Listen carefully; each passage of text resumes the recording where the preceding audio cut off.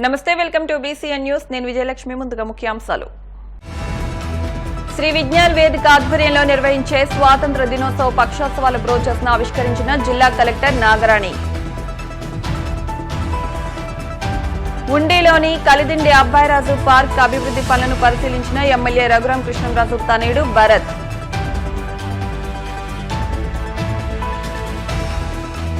TDP కూటమి ప్రభుత్వం అధికారంలోకి వచ్చాక చిరుజోగులు స్కీమ్ వర్కర్లపై వేధింపులకు నిరసనగా ఈ నెల 5న కలెక్టరేట్ వద్ద ధర్నా. సిఐటియు పశ్చిమ గోదావరి జిల్లా ప్రధాన కార్యదర్శి రాజా రామ్మోహన్ రాయ్.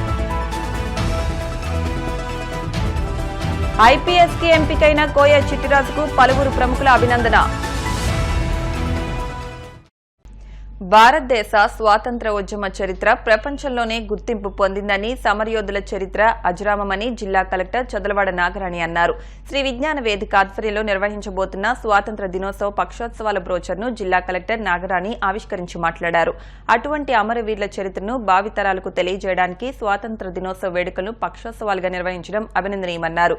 పక్షోత్సవ కమిటీ కన్వీనర్ చెరుకోడ రంగసాయి మాట్లాడుతూ ఈ నెల 4 నుంచి 17వ తేదీ క్విట్ ఇండియా దినోత్సవం వరకు పలు కళాశాలలు, పాఠశాలల్లో, గ్రామాల్లో, పట్టణాల్లో నిర్వహిస్తామని, విద్యార్థులకు వివిధ అంశాలపై పోటీలను నిర్వహిస్తామని తెలిపారు. కంతేటి వెంకటరాజు మాట్లాడుతూ 17వ తేదీన ముగింపు వేడుకలు నిర్వహిస్తామని, గెలుపొందిన వారికి బహుమతులు, ప్రశంసా పత్రాలను అందిస్తామని తెలిపారు. 4న స్వాతంత్ర దినోత్సవ వేడుకలను ఎమ్మెల్యే పులపర్తి రామాంజనేయులు ప్రారంభిస్తారని తెలిపారు. అనంతరం క్విట్ ఇండియా స్తూపం గార్డెనింగ్ చేయడానికి అనుమతి కోరగా జిల్లా కలెక్టర్ నాగరాణి స్పందించి అధికారులకు ఆదేశించారు. నవడూరుకు చెందిన వడ్డీ సుబ్బారావు రూపొందించిన జ్ఞాపికను, ఆయన రచించిన తాపీ చెక్కిన శిల్పం గ్రంథాన్ని జిల్లా కలెక్టర్కు అందించారు. కార్యక్రమంలో లయన్స్ క్లబ్ ఉపాధ్యక్షులు నరహర్శెట్టి కృష్ణ, వడ్డీ సుబ్బారావు పాల్గొన్నారు. స్వతంత్ర భారతంలో ఈ కార్యక్రమాలు నిర్వహించడం ఉదాహరణ. మరి రేపు 4వ తేదీ నుండి 17వ తేదీ వరకు కూడా భీమవరం పట్టణంలో పరిసర ప్రాంతాల్లో ఈ భారత జాతి గౌరవాన్ని, స్వాతంత్ర్యం ఘట్టాలను, మరి మహానుభావుల చరిత్రలను పాఠశాలలో, కళాశాలలో తెలియజెప్తూ కార్యక్రమాలు ఏర్పాటు చేస్తున్నాం. దానికి ఈరోజు పశ్చిమ కలెక్టర్ నాగరాణి గారు ఈ బ్రోచర్ ఓపెన్ చేసి ప్రోత్సహించారు. అలాగే క్విట్ ఇండియా దినోత్సవం నాడు ముగింపు అవుతుంది. ఆ ముగింపు వేడుకల్లో ఇక్కడ గ్రహంగా కూడా ఏర్పాటు చేయడానికి అవకాశం ఇచ్చారు. ఇవాళ కలెక్టర్ గారికి మేము ఈ వినతిపత్రం అందించాం. దానికి స్వీకరించి మంచి స్పందన ఇచ్చారు. అలాగే సుబ్బారావు గారు రాసిన రచన పుస్తకాలు ఆయన మొమెంటో కూడా అందజేయడం జరిగింది. కలెక్టర్ గారికి ఈ సందర్భంగా మేము జిల్లా తరఫున, మా కమిటీ తరఫున ధన్యవాదాలు తెలియజేస్తూ రేపటి నుంచి కార్యక్రమం తెలియజేస్తున్నాం. దినోత్సవం సందర్భంగా ఆగస్టు 17 జరిగేటువంటి కార్యక్రమాలు ముందుగానే మరి ప్రభుత్వం తరఫున ప్రైవేట్ భాగస్వామ్యంతో ఈ యొక్క ఆగస్టు 15 ఉత్సవాలు ఘనంగా జరగాలని కేంద్ర ప్రభుత్వం ప్రధానమంత్రి మోడీ గారి ఆదేశాలతోటి 15 రోజుల ముందు నుంచే విజ్ఞాన వేదిక ఆధ్వర్యంలో ప్రతి సంవత్సరం జరుగుతూ ఉంటుంది. ఈ సంవత్సరం కూడా చాలా ఘనంగా జరగాలనే ఉద్దేశంతో కార్యక్రమాలకి మరి ముఖ్య అతిథిగా కలెక్టర్ గారిని పిలవడానికి రావడం జరిగింది. ఆవిడ కార్యక్రమాలు చేయండి ఇప్పుడు వచ్చి ఓపెన్ చేసి ఆవిడ సంతోషం వ్యక్తం చేశారు. అదేవిధంగా క్విట్ ఇండియా స్తూపం దగ్గర కూడా దాతల సహకారంతో అది అంతా శుభ్రంగా సుందరీకరణ, పచ్చని మొక్కలు పాతి మొత్తం చేయాలనే ఉద్దేశంతో, గ్రీనరీ చేయాలనే ఉద్దేశంతో నా కలెక్టర్ గారికి పర్మిషన్ అడగడం జరిగింది. వెంటనే మీకు పర్మిషన్ ఏంటి చేయండి, వెంటనే నేను కూడా వచ్చి చూస్తాను. రెండింటికి కూడా కలెక్టర్ గారికి ధన్యవాదాలు. మండల కేంద్రమైన ఉండిలోని మాజీ మంత్రి కలిదిండి అబ్బాయిరాజు పార్క్ అభివృద్ధి పనులను ఎమ్మెల్యే కనుమూరి రఘురాం కృష్ణంరాజు తనయుడు భరత్ పరిశీలించారు. దాతల సహకారంతో పార్క్ అభివృద్ధి పనులు చేపట్టామని మండల టీడీపీ అధ్యక్షులు కరిమెరక నాగరాజు తెలిపారు. ఎమ్మెల్యే కనుమూరి రఘురాం కృష్ణంరాజు ఆదేశాలతో ఈ పనులు జరుగుతున్నాయన్నారు. ప్రస్తుతం వాకింగ్ ట్రాక్, షటిల్ కోర్ట్, చిన్నపిల్లలు ఆడుకునే ఆట పరికరాలు సమకూరుస్తున్నామని తెలిపారు. పొత్తూరు వెంకటేశ్వరరాజు మాట్లాడుతూ గత ప్రభుత్వంలో పూర్తిగా నిర్లక్ష్యానికి గురైన పార్కును అభివృద్ధి చేసేందుకు ఎమ్మెల్యే రఘురాం కృష్ణంరాజు ప్రత్యేక చర్యలు తీసుకున్నారని అన్నారు. తన వంతు సహాయంగా 1 లక్ష రూపాయలు పార్క్ అభివృద్ధికి ఇస్తున్నట్లు తెలిపారు. ఆగస్టు 15వ తేదీ నాటికి పార్కును అందుబాటులోకి తెచ్చేందుకు శరవేగంగా పనులు జరుగుతున్నాయని వివరించారు. ఆయన వెంట కరిమెరక శ్రీనివాస్, కాగిత బుజ్జి, తక్కెళ్ల నరేష్, పోలుబోతు రాము, మల్లువలస రవి, కరిమెరక సత్యనారాయణ, మద్ది కృష్ణప్రసాద్ తదితరులు ఉన్నారు. కలిదిండి అబ్బాయిరాజు జన్మభూమి పార్కులో ఎమ్మెల్యే గారి తనయుడు భర్త గారు రావడం జరిగింది. ఇక్కడ వర్క్ చేస్తున్నాం. ఆ వర్కులు అవి కూడా చూస్తాకి వచ్చారు. అయితే ఇది గత 5 సంవత్సరాల నుంచి పార్క్ ఓపెన్ చేయలేదు. ఏదో అడవి కింద తయారైపోయింది మొత్తం. అయితే మొన్న ఎమ్మెల్యే రఘు గారు వచ్చారు. వచ్చి చూసి దీన్ని పిల్లలు ఆడుకోవడానికి, పెద్దలు వాకింగ్ వాటికి బాగా పనిచేస్తుంది, మంచి ప్లేస్ ఉంది, ఇది మంచిగా యూటిలైజ్ చేసుకోవచ్చామని చెప్పేసి ఆయన వెంటనే స్పందించి దీన్ని బాగా చేయమని చెప్పారు. దాతల సహకారంతో చేయండి. ఏమైనా ఉంటే కనుక నా దృష్టికి కూడా తీసుకొస్తే నేను కూడా సహకారం చేద్దామని చెప్పి అన్నారు. దాని నుంచి కూడా ఒక 20 రోజుల నుంచి వర్క్ చేస్తున్నాం. ఈ పార్క్ని ఆగస్టు 15 కల్లా ఓపెన్ చేద్దామని చెప్పేసి అనుకుంటున్నాం. మెయిన్గా దీనికి వాకింగ్ ట్రాక్ ఒకటి, తర్వాత మొక్కలు ఒకటి, తర్వాత ఈ క్రికెట్, షటిల్ ఇవన్నీ కూడా అరేంజ్ చేద్దామని చెప్పేసి దాతల్ని సహకరించమని అడిగాం. ప్రతి ఒక్కరు కూడా మంచి పనికి ఎదురుకొచ్చి ఇవన్నీ కూడా చేద్దామని చెప్పి గ్రామస్తులు కూడా మంచిగా స్పందించారు. ఉండి గ్రామంలోని అబ్బాయి రాజు గారి పార్కు ఆర్ఎంబి రోడ్డు పక్కనే పార్కు తయారు చేశారు. దాన్ని గత 5 సంవత్సరాల నుంచి కూడా ఈ వైఎస్ఆర్ ప్రభుత్వం నిర్లక్ష్యం చేసి ఏ రకంగానే కూడా దాన్ని పార్క్ కింద కాకుండా వాళ్ళ సొంత ప్రయోజనాలకే ఉపయోగించుకుని అనేక రకాలుగా కూడా ఇక్కడ పాడు చేసేసారు. మా ఉండి నియోజకవర్గానికి అదృష్టం రఘురామకృష్ణరాజు గారు. అటువంటి ఎమ్మెల్యే ఉండి నియోజకవర్గానికి వస్తాం. ఉండి నియోజకవర్గం ప్రజల అదృష్టం. ఇవాళ ఈ పార్క్ చూస్తే ఎంతో ఆనందంగా ఉందా. ఈ ఆనందంలో నేను నాగరాజు బడి చెప్పాను, నాగరాజు దాతలకు అరువు లేదు, నీకు డబ్బులు ఎంత ఇది లేదు, నా నుంచి నేను ₹1,00,000 ఇస్తాను అని చెప్పి ఇప్పుడే చెప్పాను. మేమందరూ కూడా రఘురామకృష్ణరాజు గారి స్ఫూర్తి తీసుకుని ఈవేళ మా అదృష్టం అండి. ఈవేళ పంట కాలంలో, మురుగు కాలంలో, ఈవేళ స్కూళ్ళు ఇటువంటి ఎమ్మెల్యే మన నియోజకవర్గానికి దొరుకుతాం. ఉండి నియోజకవర్గ ప్రజల అదృష్టం. ఆయన ఈవేళ మన ఉండి నియోజకవర్గం రూపురేఖల్ని మార్చగల సమర్థుడు రఘురామకృష్ణరాజు. తెలుగుదేశం కూటమి ప్రభుత్వం అధికారంలోకి వచ్చాక చిరుజోగులు స్కీమ్ వర్కర్లపై వేధింపులు పెరిగాయని, దీనిపై రాష్ట్ర వ్యాప్తంగా నిరసన తెలియజేయాలని సిఐటియు రాష్ట్ర కమిటీ నిర్ణయించిందని సిఐటియు పశ్చిమ గోదావరి జిల్లా ప్రధాన కార్యదర్శి కె రాజా రామ్మోహన్ రాయ్ అన్నారు. భీమవరం సిఐటియు కార్యాలయంలో జరిగిన సమావేశానికి జేఎన్వి గోపాలన్ అధ్యక్షత వహించారు. ఈ సందర్భంగా రాజా రామ్మోహన్ రాయ్ మాట్లాడుతూ ఇప్పటికే అనేక జిల్లాల్లో వేధింపుల కారణంగా ఉద్యోగాలను వదులుకోవడం, ఆత్మహత్యలు చేసుకోవడం పెరిగిందని, పశ్చిమ గోదావరి జిల్లాలో కూడా అక్కడక్కడ చెదురుమదురు ఘటనలు వెలుగు చూస్తున్నాయని అన్నారు. ఇప్పటికే ఆయా రంగాల కార్మికులు నిరసన తెలియజేశారని, 5వ తేదీన రాష్ట్ర వ్యాప్తంగా నిరసన కార్యక్రమం జరుగుతుందన్నారు. అందులో భాగంగా పశ్చిమ గోదావరి జిల్లాలో 5వ తేదీన కలెక్టరేట్ వద్ద ధర్నా నిర్వహిస్తామని తెలియజేశారు. అంగన్వాడీ, ఆశా, మధ్యాహ్న భోజన పథకం, ఐకేపీ, ఫీల్డ్ అసిస్టెంట్లు, పంచాయతీ కార్మికులు ఇంకా వివిధ రంగాల్లో పనిచేస్తున్న వారందరూ ఈ కార్యక్రమాల్లో పాల్గొంటారని తెలియజేశారు.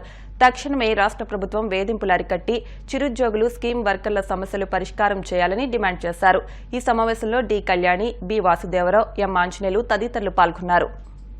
ఆగస్టు 5వ తేదీన సిఐటియు రాష్ట్ర కమిటీ ఇచ్చిన పిలుపులో భాగంగా జిల్లా కలెక్టరేట్ల ముందు ధర్నాలో జిల్లాలో ఉన్న కార్మిక వర్గం అందరూ పెద్ద ఎత్తున పాల్గొవాలని విజ్ఞప్తి చేస్తా ఉన్నాం. తెలుగుదేశం కూటమి అధికారంలోకి వచ్చిన తర్వాత ఈ రాష్ట్రంలో చిరు ఉద్యోగులు, ఉద్యోగ భద్రత లేని రాష్ట్ర ప్రభుత్వ శాఖల్లో పనిచేస్తున్న కాంట్రాక్ట్ అవుట్సోర్సింగ్ స్కీమ్ ఉద్యోగులు విపరీతమైన రాజకీయ వేధింపులు, ఒత్తిడులు, తొలగింపులు రాష్ట్ర వ్యాప్తంగా పెరిగినాయి. ముఖ్యమంత్రి, ఉప ముఖ్యమంత్రులు ప్రకటనలు ఇస్తూ ఉన్నారు, ఎటువంటి రాజకీయ వేధింపులు ఉండకూడదు అని, తొలగింపులు ఉండవని చెప్తా ఉన్నారు. కానీ నియోజకవర్గాల్లో తెలుగుదేశం ఇతర రాజకీయ నాయకులు పెద్ద ఎత్తున ఒత్తిడి చేస్తూ అంగన్వాడీ, ఐకేపీ, మధ్యాహ్న భోజనం, ఫీల్డ్ అసిస్టెంట్లు ఇలాంటి వివిధ ప్రభుత్వ కాంట్రాక్ట్ అవుట్సోర్సింగ్ ఉద్యోగుల మీద విపరీతమైన రాజకీయ ఒత్తిడి వస్తూ ఉంది. గత ప్రభుత్వం నియమించింది, మీరు వెళ్ళిపోండి, మా రాజకీయ పార్టీ వాళ్ళని మేము వేసుకుంటామనే పద్ధతుల్లో ఈ రోజున ఈ ఒత్తిడి, మానసిక ఒత్తిడి పెరుగుతూ ఉంది.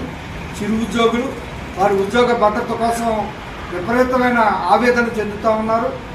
వెంటనే రాష్ట్ర ప్రభుత్వం ఇలాంటి వేధింపుల్ని అరికట్టాలని, ఆపాలని సిఐటి విజ్ఞప్తి చేస్తూ ఉంది. రెండో వైపున అధికారుల మీద కూడా ఒత్తిడి చేస్తూ ఉన్నారు రాజకీయ నాయకులు. అధికార యంత్రాంగం కూడా ఇలాంటి విషయాల్లో రాజకీయ నాయకులకు సలహా ఇచ్చి ఈ ఒత్తిడికి తలగకుండా ఉద్యోగుల మీద, స్కీమ్ ఉద్యోగుల మీద, గ్రామ పంచాయతీ, విఆర్ఏ, ఇతర ఇలాంటి ఉద్యోగుల మీద ఒత్తిడి లేకుండా, వేధింపులు లేకుండా ఆపాలని జిల్లా కలెక్టర్ గారికి కూడా విజ్ఞప్తి చేస్తూ ఉన్నాం. ఈ సమస్య మీద 5వ తేదీన కలెక్టరేట్ వద్ద జరిగే ధర్నాలో అంగన్వాడీ, ఆశా, mid day meals, IKP, field అసిస్టెంట్లు, గ్రామ పంచాయతీ రంగాల కార్మికులు, ఉద్యోగులందరూ పెద్ద ఎత్తున పాల్గొవాలని జిల్లా కమిటీ తరఫున విజ్ఞప్తి చేస్తా ఉన్నాం. ప్రభుత్వం ఎటువంటి కక్ష సాధింపులకి పాల్పడదని చెప్పేసి ప్రభుత్వం, ఆ పార్టీ నాయకులు పైన ప్రకటన చేస్తూ ఉన్నారు. కానీ ఆచరణలో ఫీల్డ్ లెవెల్లో, గ్రామ స్థాయిలో వేధింపులు మాత్రం స్కీమ్ వర్కర్ల మీద జరుగుతూ ఉంది. ఇది పిచ్చుకు మీద బ్రహ్మాస్త్రం మాదిరిగా ఉంది.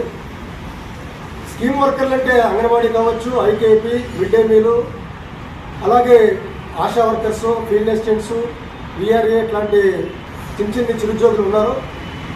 వీరికి రాజకీయాలతో కానీ పార్టీలతో కానీ వాళ్ళకి సంబంధం ఉండదు. ఏ పార్టీ అధికారులు ఉంటే వారు ప్రవేశపెట్టే పథకాలను ప్రజల్లో తీసుకెళ్ళడం, ఆ సేవల్ని అందించడమే వీరి ఉద్దేశంగా ఉంటుంది. కానీ కొంతమంది కింది స్థాయిలో మీరు ఆ పార్టీకి అనుకూలంగా ఉన్నారు, ఈ పార్టీకి అనుకూలంగా ఉన్నారు, లేకపోతే మీరు మా పార్టీ వాళ్ళు ఉన్నారు మేము వేసుకుంటాం మీరు తప్పకుండా అని చెప్పేసి ఈ రకంగా వీరి మీద ఒత్తిడి చేస్తూ ఉన్నారు. ఈ కాలంలో రాష్ట్ర వ్యాప్తంగా ఇటువంటి ఒత్తిడికి గురయ్యి కొంతమంది గుండెపోటుతో మరణించడం జరిగింది, కొంతమంది ఆత్మహత్యకి పాల్పడడం జరిగింది, అనేక మంది కేవలం మానసిక ఆవేదనకు గురయ్యి ఆసుపత్రికి పాల్గొనడం కూడా ఈ కాలంలో జరిగింది. ఇటువంటి వేధింపులు పునరావృతం కాకుండా ఆపాలని చెప్పేసి ఈ సందర్భంగా కోరుతా ఉన్నాం. ప్రభుత్వం దృష్టికి విషయం తీసుకెళ్ళడం కోసం ఆగస్టు 5వ తారీఖున రాష్ట్ర వ్యాప్తంగా అన్ని కలెక్టరేట్ల వద్ద కూడా విజ్ఞాపన పత్రాలు ఇచ్చే కార్యక్రమాన్ని కూడా చేపట్టడం జరిగింది. ఐపీఎస్కి ఎంపికైన కోయ చిట్టిరాజును టీడీపీ రాష్ట్ర కోశాధికారి మెంటే పాదసారథి, మున్సిపల్ మాజీ వైస్ చైర్మన్లు గనిరెడ్డి త్రినాథ్, మెంటే గోపితో పాటు పలువురు ప్రముఖులు అభినందించారు. పుష్పగుచ్చాలిచ్చి శుభాకాంక్షలు తెలిపారు. ఈ సందర్భంగా మాట్లాడుతూ శాసనమండలి చైర్మన్ మోషన్రాజు కుమారుడు చిట్టిరాజు ఐపీఎస్కి ఎంపికవడం భీమవరం పట్టణానికే గర్వకారణమన్నారు. భవిష్యత్తులో మరిన్ని ఉన్నత శిఖరాలు అధిరోహించాలని ఆకాంక్షించారు. చర్మ సంబంధమైన దీర్ఘకాలిక వ్యాధి సోరియాసిస్ రోగనిరోధక శక్తిలో సంభవించే మార్పుల వల్ల ఇది సంభవిస్తుంది. ఈ వ్యాధిలో నొప్పి రావడం, చర్మం మందంగా అవడం, వాపు, దురద, చర్మం పొలుసులు ఊడటం వంటి లక్షణాలు ఉంటాయి. అయితే వ్యాధి లక్షణాలు తగ్గించే మార్గదర్శకాలపై RJR herbal hospitals వైద్యురాలు doctor Nikitha Reddy తెలియజేశారు. ఆయుర్వేద వైద్య విధానంలో అద్భుత పరిష్కారం ఉందని, ఎవరూ ఆందోళన చెందాల్సిన అవసరం లేదని, ఆర్జేఆర్ హెర్బల్ ఆసుపత్రికి వస్తే ఈ వ్యాధిని త్వరగా తగ్గించుకోవచ్చని ఆమె సూచించారు. మందులు వాడటం మొదలుపెట్టిన 7 రోజుల్లోనే మార్పును చూడవచ్చని తెలిపారు. ఈ వ్యాధి ముఖ్యంగా ముంచేతి వెనుక భాగంలో, మోకాలు ముందు భాగం, తల, వీపు, ముఖం, చేతులు, పాదాల్లో వస్తుందని తెలిపారు. ఎలాంటి స్థితిలో ఉన్నా ఆర్జేఆర్ హెర్బల్ ఆసుపత్రి ద్వారా ఇచ్చే హెర్బల్ కషాయాల ద్వారా రోగనిరోధక శక్తి సక్రమ దిశలో పనిచేసేలా చేస్తాయని, దీని ద్వారా సోరియాసిస్ పూర్తిగా కంట్రోల్ అవుతుందని తెలిపారు. ఉభయ తెలుగు రాష్ట్రాల్లో ఉన్న 35 ఆర్జేఆర్ హెర్బల్ హాస్పిటల్స్ లో వైద్య సేవలు పొందవచ్చని ఆమె తెలిపారు. తమ హాస్పిటల్స్ లో మెరుగైన వైద్యం అందజేస్తున్నట్టు ఆమె తెలిపారు. ఈ సోరియాసిస్ అనేది జనరల్గా మనకి ఆటో ఇమ్యూన్ డిసీజ్, అంటే మన WBC సెల్స్ అంటే మన ఇమ్యూన్ సిస్టమ్ ఏదైతే ఉందో ఈ రోగనిరోధక శక్తి అనేది దాని పని అది చేసుకోకుండా అతిగా పనిచేస్తుంది. అది మన చర్మ కణాలపైన దానికి వ్యతిరేకంగా పనిచేయడం వల్ల చర్మ కణాలు అనేవి ఎక్కువగా ఉత్పత్తి చెందుతూ ఉంటాయి. ప్రతి ఒక్క హ్యూమన్ బీయింగ్, ఒక మనిషికి ప్రతి 28 రోజులకు ఒకసారి కొత్త చర్మ కణాలు అనేవి ఉత్పత్తి అవుతూ ఉంటాయి. కానీ ఈ సోరియాసిస్ ఉన్న వాళ్ళకి మాత్రం ప్రతి 3 రోజులకు ఒకసారి కొత్త చర్మ కణాలు అనేవి వస్తూ ఉంటాయి. అలా వచ్చినవన్నీ పొట్టులాగా రాలిపోతూ ఉంటుంది. ఈ సోరియాసిస్లో ఫస్ట్ మనకి ముఖ్యంగా కనిపించే లక్షణమే చాప పొలుచులుగా ఒళ్ళు మొత్తం పొట్టులాగా రాలుతూ ఉండడము. ఈ సోరియాసిస్ అనేది వివిధ రకాలుగా ఉంటుంది. ఈ సోరియాసిస్ వచ్చిన వాళ్ళకి నల్లటి మచ్చలు, దానిపైనుంచి పొట్టు రాలడము, విపరీతమైన దురదలు, మంటలు, కొందరికి ఓన్లీ గోర్లకి మాత్రమే. అండ్ ఇంకా తలలో సోరియాసిస్ వచ్చిన వాళ్ళు అది డాండ్రఫ్ వల్ల వస్తుందా లేకపోతే సోరియాసిసా అని కన్ఫ్యూజ్ అవుతూ ఉంటారు. అండ్ కాళ్ళల్లో, చేతులలో పగుళ్ళు కనిపిస్తూ ఉంటుంది. ఆ పగుళ్ళలో నుంచి రక్తం, విపరీతమైన నొప్పి వస్తూ ఉంటుంది. 10-15 సంవత్సరాల నుంచి సోరియాసిస్ వ్యాధితో బాధపడిన వాళ్ళు ఆర్జేఆర్ హెర్బల్ హాస్పిటల్స్లో చికిత్స తీసుకొని 3 నెలల్లోనే వ్యాధిని మొత్తం నయం చేసుకొని తిరిగి ఒక 10 సంవత్సరాల తర్వాత కూడా ఎటువంటి లక్షణాలు అనేవి కనిపించకుండా ఉన్న వాళ్ళు చాలామందే ఉన్నారు.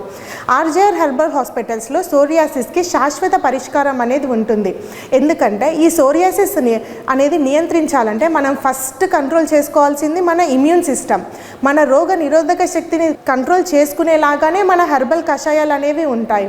ఒకసారి మన ఇమ్యూన్ సిస్టమ్ దాని పని అది చేసుకుంటూ ఉంటే మనకి ఈ సోరియాసిస్ అనేది మళ్ళీ తిరిగి రాకుండా ఉంటుంది.